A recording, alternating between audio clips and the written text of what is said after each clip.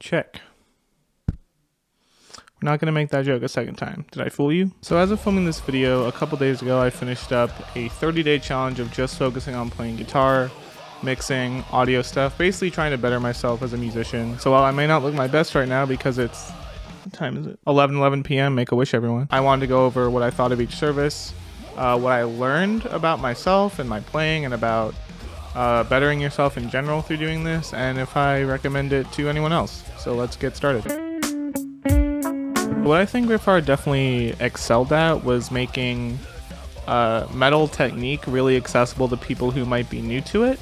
That's kind of the vibe I got. A lot of the exercises I think are very intuitive and make a lot of sense for trying to boost metal chops, for rhythm playing at least. This is not a lead course, it was strictly rhythm playing, which I think is super important. Because everyone really wants to learn riffs, and the metal riffs are kind of what keep you into it, in my opinion. At least that's for me. I love the riffs the most. So I think the ideal person for this course is someone who's pretty well versed in guitar, but is probably pretty new to metal.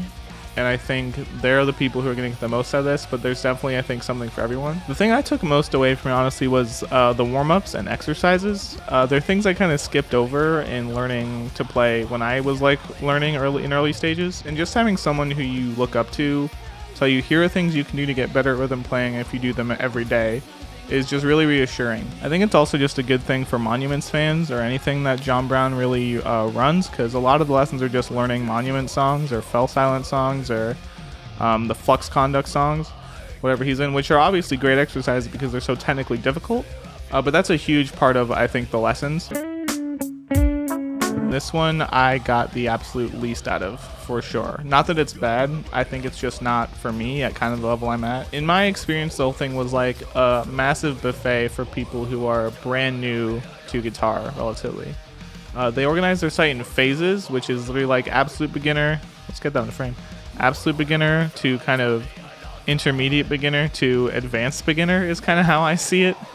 Because in their third phase, it's here's learning songs, and all the technical stuff is in phase 2, and there's a ton of resources on that site, a ton, from super great players. All the courses I did at least were super introductory. I would watch them hoping to learn something I might have missed in my instruction, but I've just been doing it so long, not to humble brag or anything, but I just kind of got what they were getting at already, and a lot of what I was watching I think was kind of a waste of, not a waste of time for me, but not really necessary for me. The one course that I guess found interesting was Aaron Marshall's course, because it was just cool to kind of get insight into how he plays, and I picked up a few things from there.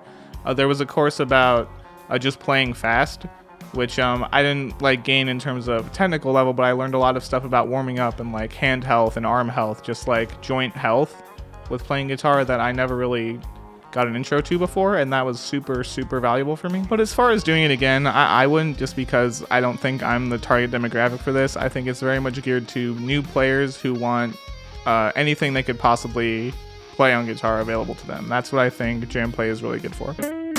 And now we're going to talk about Nail the Mix, which I've been following forever, and it was actually really cool to finally be involved in the community. They have a series of videos called Mix Labs, which are basically somewhere between 5 to 30, depending on what the topic is, minute videos where really experienced engineers will talk about little tips and tricks you can do to get certain effects, which is great for me because if I'm stuck on something, I really want resources to look at, to be well, can I try this effect on bass, or can I try this EQ on guitar, or whatever it might be. And just scrolling to YouTube hoping to find a gem just sucks, because you might just get really shitty advice. With Nail the Mix, they only work with the best of the best, so anything they're going to tell you, you well better listen, or at least try the thing. It's also just really inspiring to see engineers who I kind of look up to and mix songs I really like just show how they did it. It's both kind of unnerving and really cool, because you see them do stuff and your immediately thoughts oh, I should do that, and I'll get a mix like that, and it's not how it works. Everyone kind of arrives at their hit the mic.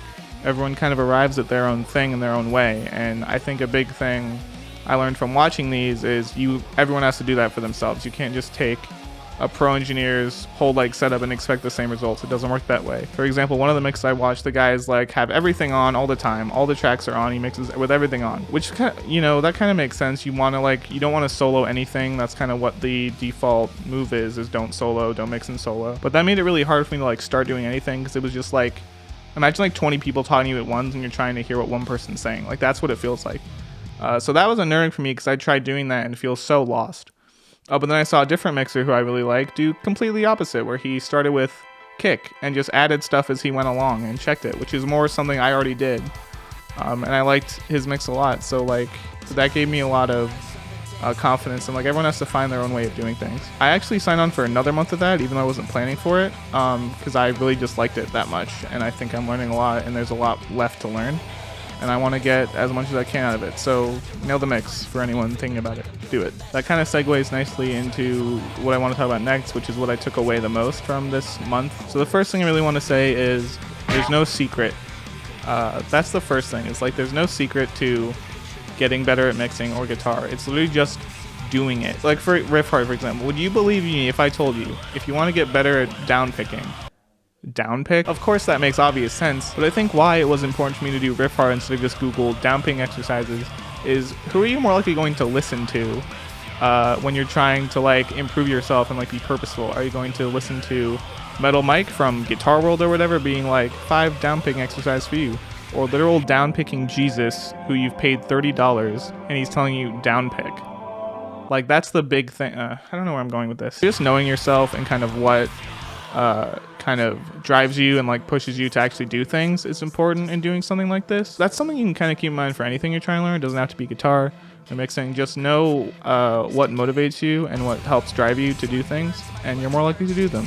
Shocking. So the next thing I really picked up is you probably know more than you think you do about whatever it is you're trying to work on. This might be kind of restricted to people who've been at it a while like me but haven't done lesson kind of stuff in a while, but a lot of the things that were being covered in Nail the Mix or Riffhard I kind of already had a notion of and was already kind of doing, and the problem really was that I wasn't doing it regularly or consistently. So like I had like the picture of a lot of these exercises or techniques in my brain already, but it's just like I do it so infrequently I'm not confident in the moves I'm making or like what I'm playing because I don't feel like I access that part of my brain enough. And that segues into my next thing, which is confidence. I think is king.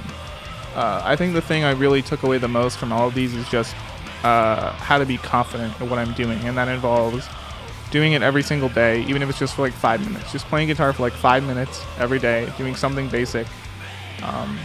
Just helps you get better at it and internalize it a lot better. Like a lot of the exercises that I was doing with Riffhard, I did, day 1 felt kind of weird. Day 2 came back, felt even better. Day 3 came back. It started to get more seamless, and the more I felt good about warming up and like playing well and things sounding good, the better I ended up playing. And I think this applied to mixing too. A lot of the engineers I saw, they were just super confident in what they were doing, and I think it made the whole thing sound better. They weren't second guessing themselves all the time. They weren't like, oh, should I boost 1.03k by 0.1 dB or mix talk or whatever. And the guitarists weren't like, oh, should I mute this way? Should I like hold this note like this? They just kind of did it. They did what felt right.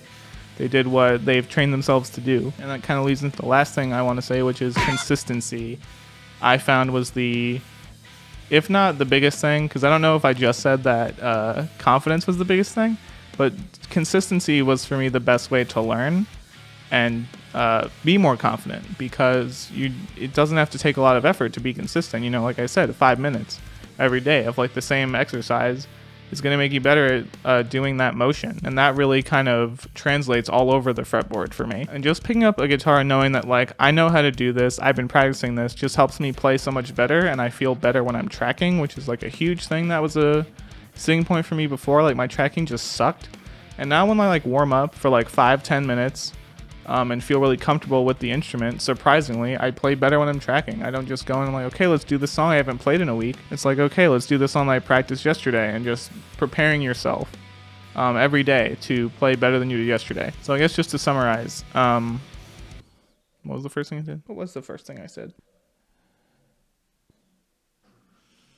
Know yourself, you know more than you think you do, confidence, consistency. All right, so just to summarize, it's 1, know yourself. 2, you probably know more than you think you do. 3, confidence is key. 4, consistency is king. That's what I'm going to say.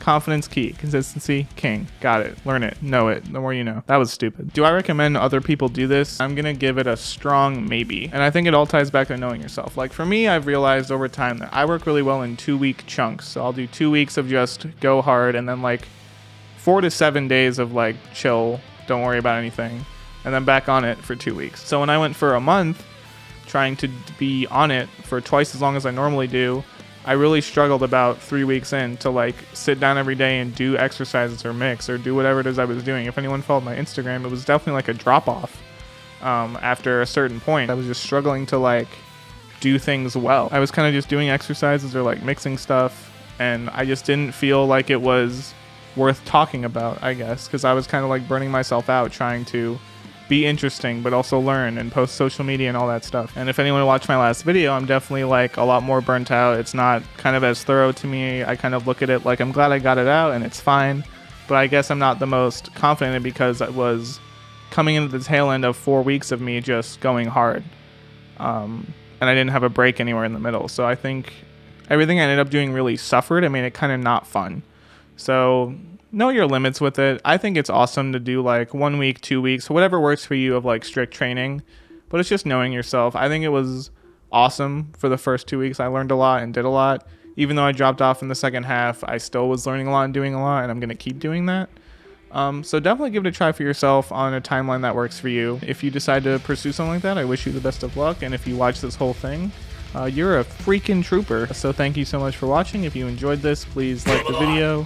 Subscribe to the channel for more stuff that I make, and turn on the notification bell if you want to know every time I upload a video. Thank you again, and until the next video.